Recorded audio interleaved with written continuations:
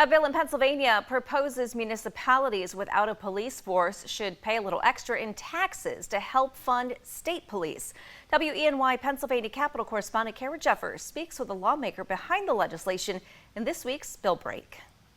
Hello, I'm Kara Jeffers here with Representative Justin Fleming, and we're going to take a break and talk about a bill.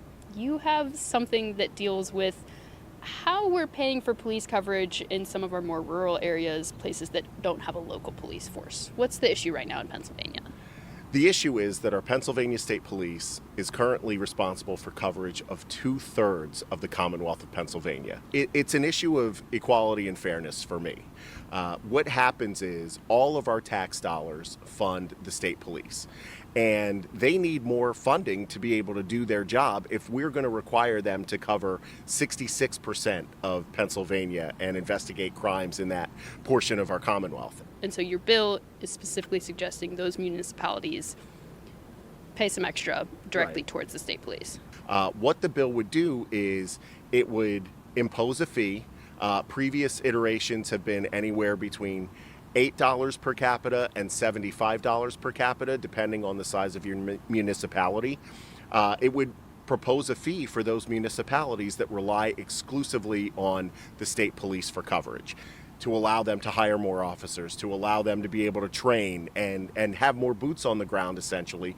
I'm sure you've possibly received opposition or concerns with this bill. Explain some of those that lawmakers have brought to you. Some would argue, well, the system, this is the way it's always been. It works fine. Why do we need to make this change? But my argument would be, we need to make this change because, nothing is free. Nothing in life is free. And when we center public safety, you realize that folks need to contribute to the service that they're getting. You've somewhat brought this up, but what is going to be the taxpayer cost? Yeah, so the cost to taxpayers, and there are various iterations. Again, it's going to be based upon the size of a municipality.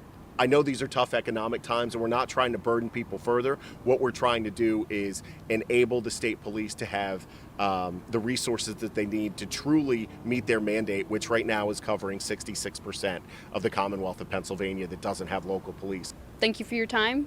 Thank you, Karen. This has been Bill Break, where we shine a limelight on the legislation that isn't always paid attention to.